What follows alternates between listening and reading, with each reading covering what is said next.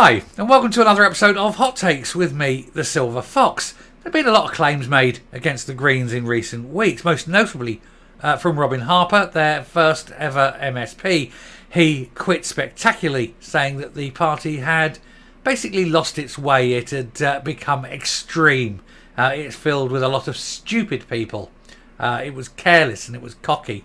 And I'll grant you, Lorna Slater is definitely careless, and Patrick Harvie, well, he's definitely cocky, certainly loves a lot of it. And so they have lost their way. They don't really have a purpose anymore. And everything they say now is becoming a point of ridicule. It's like they don't know where to go. They're just lost in the wilderness now. Everything they've tried, they've failed at. And nobody backs them. And they know everybody just laughs at them now. Must be terrible. It's funny for us, but it's terrible for them. But we are going to have a look at this. We're going to see what the accusations are and see how they are dealing with them. Harvie himself is sort of fighting off the insult that he is arrogant, although we know he completely is. It's strange he has so little to be arrogant about. But of course, there's also been the calls to evict them from government. Now, when it's the likes of Fergus Ewing or Kate Forbes, or even Joanna Cherry, these things are just the three of them. Oh, they're the usual troublemakers. We won't pay any attention. But when that clamour is coming from every single backbencher as well, and there's murmurings from other people within the party, then I think it can only be a question of time until the Greens are ousted and sanity, for what it's worth, has somehow been restored. Anyway, we'll take a look at this article, see what's going on, and see how the Greens are reacting. Here goes. So Patrick Harvie battles off arrogant insults, saying former Greens never really embraced the party. Well, they were the ones who set it up. You're a Johnny-come-lately, coming from the extremes, coming from the IRA. You mean you're anti-British, you're racistly anti-British. You don't hold with anyone who doesn't agree 100% with you, and you don't have a very big opinion of your own ability. So yes, arrogant really does sort of stick to you like, you know, spaghetti to a wall. I was going to say something else. I thought, no, I'll be polite. The Scottish Greens co-leader has been forced to respond to more brutal claims that he is arrogant and his party is careless and cocky.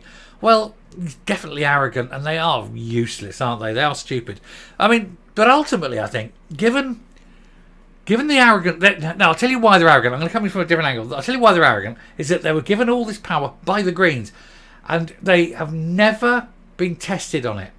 They've failed everything that they've tried to get through, but nobody said to them, actually, no, I'll tell you what, we've given you too much, we're going to put it back, because Hamza Yousaf just doesn't have the balls to do that. And so they're sitting there with this belief that they've actually earned the power they've been given. And they haven't earned it at all. They've just somehow inherited it, and they're finding it terrible to give up. And to the point that if anyone suggested taking any power back, they would walk.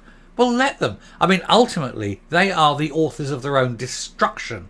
They've done the things that they've done, and it's now everything is coming back to bite them, and then they're looking for blaming others.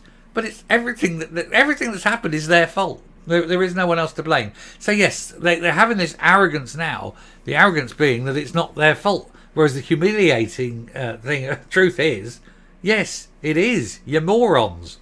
Anyway, Patrick Harvie has hit back at claims he and his Green Party co-leader Lorna Slater are too arrogant, after weeks of bitter rebellion against his party from SNP backbenchers and party members. I mean, obviously there's the normal malcontents of Fergus Ewing, but then you've got the new, fresh-faced malcontents like Kate Forbes, who has never hidden her flame under a bushel, because she's always been anti-Green alliance. I'm not saying that she's anti-Green policy or anti-Green in principle, but she's been anti-Green going into government with the Greens, put it that way. Joanna Cherry just doesn't like them on a matter of democracy and free speech and things like that. There's political divisions with her, but as I say, certainly in the opening, in the header there, you've just got these three, but they are the usual suspects when it comes to this thing. But then when you find that every single backbencher, as well as normal members in the streets, are saying, no, it's got to stop. Hamza Yousaf can't sit there and go, oh, well, 95% of people agreed. Yeah, that was then. This is now. Times they are a-changing. Anyway, the Green leadership duo have been at the centre of calls from Kate Forbes, Joanna Cherry and Fergus Ewing, amongst others, to review their role in government. Meanwhile, former party leader Robin Harper dramatically quit the party before embarking on a tirade of public criticism.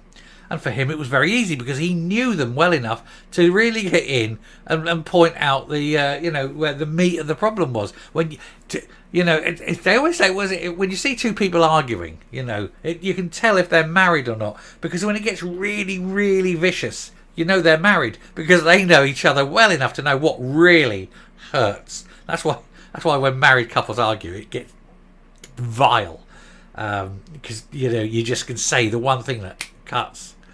It's funny when you're standing on the outside, but having been someone who's been hurt rather much on the inside, we don't argue much, me and my missus, but when we do argue, she goes for it. She's like a ninja, boom, straight in, and I'm like, ouch, and then I'll go back, and then we laugh about it, and we make tea and make up, and I use the word make tea.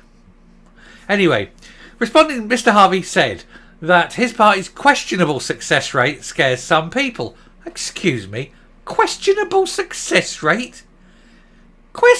What success? Every single thing, without fail, that they've tried has crashed and burned. They have got not one thing through. There is nothing question about their success rate. It's 100% fail.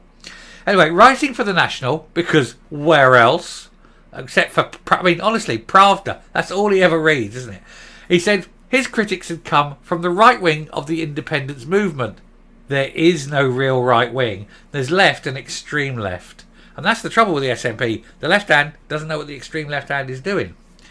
Anyway, he said, while others are former Greens who never really embraced the social or economic dimension of green politics. Here's the thing.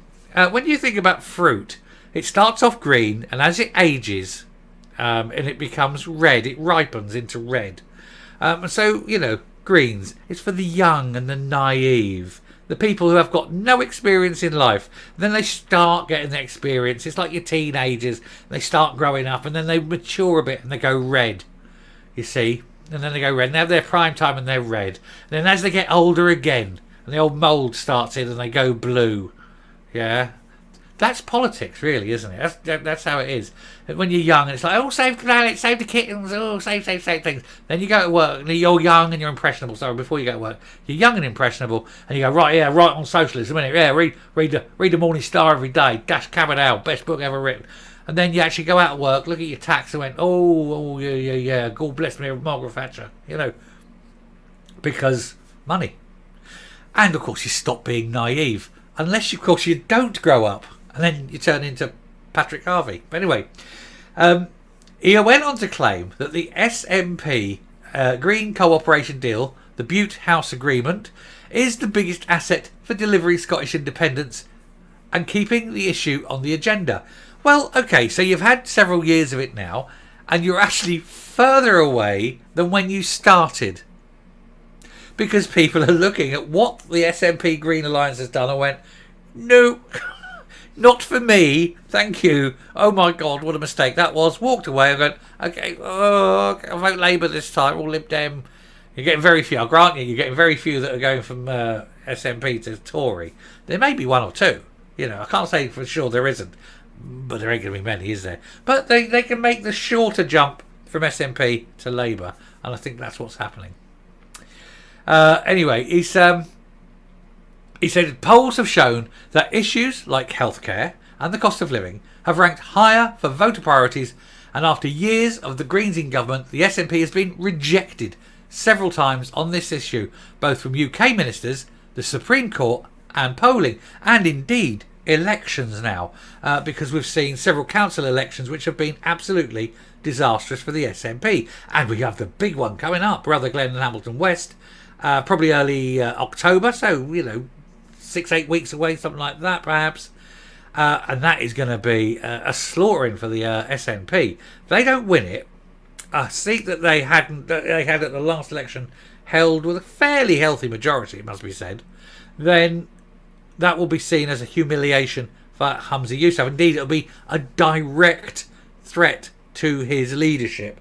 And I think once he starts losing the election here and election there, and people start seeing that he is a serial loser, I mean, they already know it, but they need the optics of seeing it. And then I think that's when the challenge will come. I think actually after Rutherglen, I think you'll have Rutherglen, then they'll go off, having lost that, they'll go off to their conference, and then they'll have the calls for the Green coalition to break up at conference. They'll deny it, and I think at conference, and I'm going to make a prediction at conference, that it won't be Kate Forbes, but there'll be a stalking horse. Somebody at conference will call for a leadership election or a leadership challenge.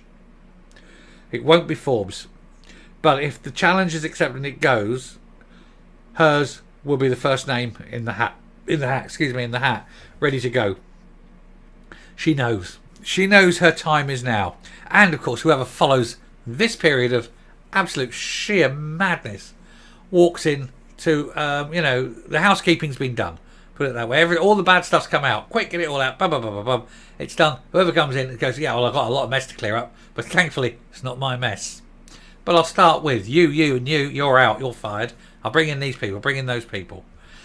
Whole new ball game. And that's what it's going to take. Anyway, Mr. Harvie said, should we talk about Harvie here, not Kate? Mr. Harvie said the attacks on his party have been predictable and desperate.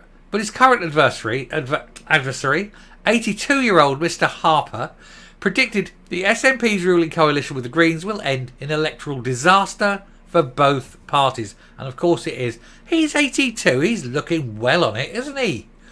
Anyway, he says... He said the Green Party needs a wake-up call and they've been careless and cocky, and they are not listening to people bringing them along. They don't listen, do they? Politics includes the art of listening. You should try it once at one time then. And if you don't listen to both your supporters and your critics, you'll be found out, and that is what's happened for both of them and the SNP. Mr. Harper added, leadership should be inspirational. It should have dignity, and it should be rooted in plain common sense. This man is sensible. This man I can listen to. He's all right. He's green or whatever, but I don't think he's extreme green. And what he's saying is absolutely right.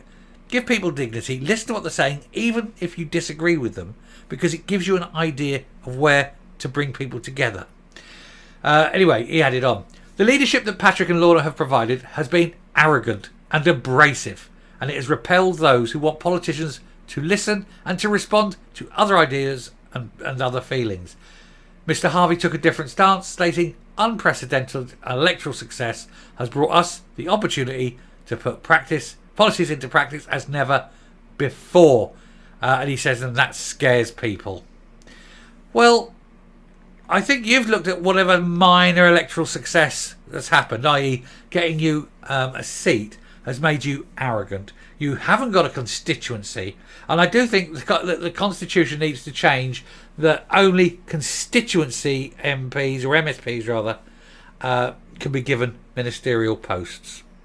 Anyway, I shall stop there and come up, but it is quite clear, I think, to see that, yes, regardless of whatever he thinks, he most certainly is arrogant, and that Robin Harper really has pinned him down and described him perfectly.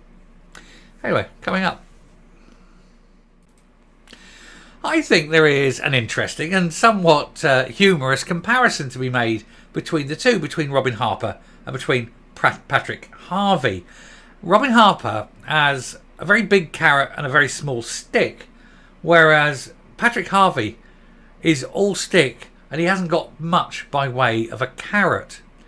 And you can apply a double entendre to that if you wish, and I make your own gags up, folks, really.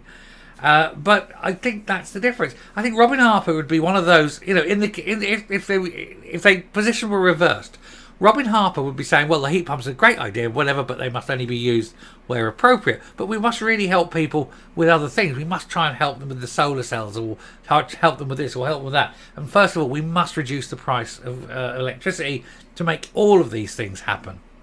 Whereas Patrick Harvie is just, I'm going to take your houses off you and beat you, because you're all bastards. And that's the difference.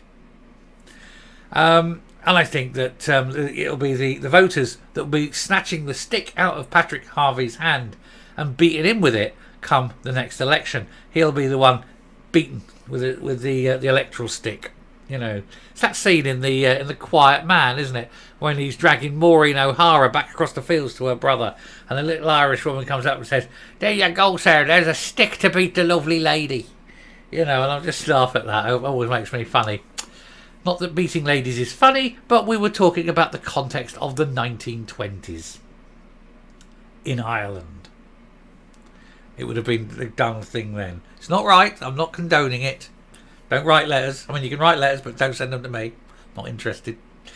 However, Big Stick beat Patrick Harvie. Now you're talking. Anyway, I shall round off there. Thank you very much. It's been a bit of a long one. But if you've got to this far, then thank you very much. You are true heroes. And if you've got this far and you haven't pressed the subscribe button, then please reward me with your subscribe button pressing. Press it as a wonderful human being that I'm sure you are. Until next time, stay safe, stay well, and remember, we're one vote away from getting rid of Patrick Harvie and Jeffrey and all the others. May they never darken our doorstep again. Bye.